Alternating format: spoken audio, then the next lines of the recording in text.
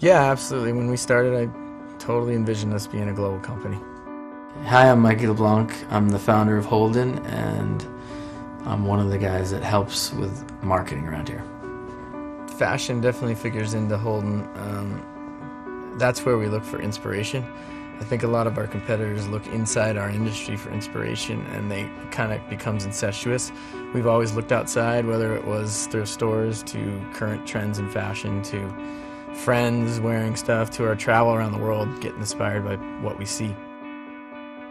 We've also got a big push in eco-friendlier attributes, from the fabrics we choose to the production practices to shipping. Yeah, that's what we're about.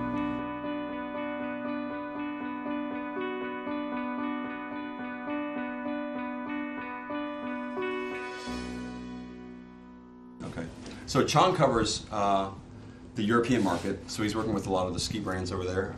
In-Sung Lee is the USA manager. Okay. I'm located domestically in Dallas, Texas. Okay. Hillary Lloyd handles all the seam tape and glue film for our Ceylon brand. Okay. And we do a lot of programs where we're kind of coordinating the fabrics with the Ceylon and seam tape. So, if for us to produce, and I'm throwing a guess here, but if we were to produce garments in the U.S., I'd say our prices would be doubled at a minimum. It's really hard to beat the price coming out of China. A lot of the goods are already located there that you put the pieces together with.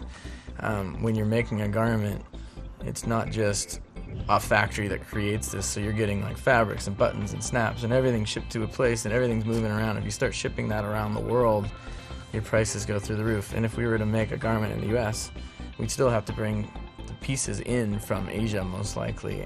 The second reason that I could think of is the quality of work. If I wanted to bring garments to the US to be produced, it's really hard to find skilled workers that know how to tape garments and do all the things you need when you're producing a technical garment. I think the factories really try to uphold a certain level of quality to maintain their good standing. We'll go there and meet with them several times before we ever engage with product with them and just see what they're about and see their working conditions and see what kind of product they're capable of. We have pretty high standard in product quality, so we just are thorough in our research. So what we're looking for is a lot of more organic feeling fabrics, looking fabrics. We still do a lot with real denim and denim look. okay. This is a high density polyester. Eddie Bauer is one of our largest customers. We do a lot for those guys. Okay. Are you guys doing much in the way of, eco-friendly or recycled? I'll be honest with you, we have limited demand because of our customer base. Yeah, I think to explain Holden's distribution, I'll start with the customer. We're big in Japan and Korea and Asia and all over Europe, from Scandinavia, from Sweden, Norway, Finland to Central Europe. So our big markets are Germany and France, but we are sold in other countries as well throughout Europe. In the US and Canada, we use sales reps who we work with directly from our office. We have a sales manager. And in everywhere else in the world, Japan, Korea, and Europe, we use distributors. Yeah, you want to be on time. That's probably the biggest thing. I mean, when I talk to my retailers and I say, what are the most important things? It's time. Number one is your product is in store when it needs to be. Because that customer is coming in the door looking for that new product. If you're not in there, if this dealer doesn't have any product, they're hurting because someone's going to walk to the next shop. So that's probably the most important thing you can do, is have your product in stores on your said in-store date that you've agreed to with your dealer. We used to ship from, let's say we have 5 factories. All those factories would ship separately to the US, Europe, and Asia.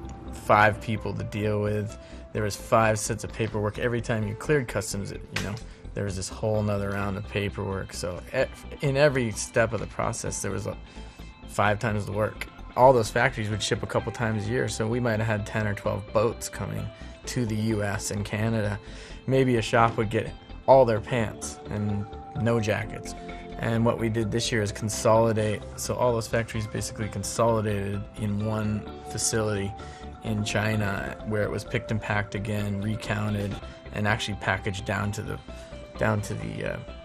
account. And now we're down to 1 boat for Canada and 1 boat for the US. So in many ways, that's great. You know, for us, it's less money spent, it's eco-friendlier, less oil getting burned in those ships. And then, you know, at retail, it's great for the kids too, because they come in and see, they can walk in and say, wow, this is all the Holden stuff.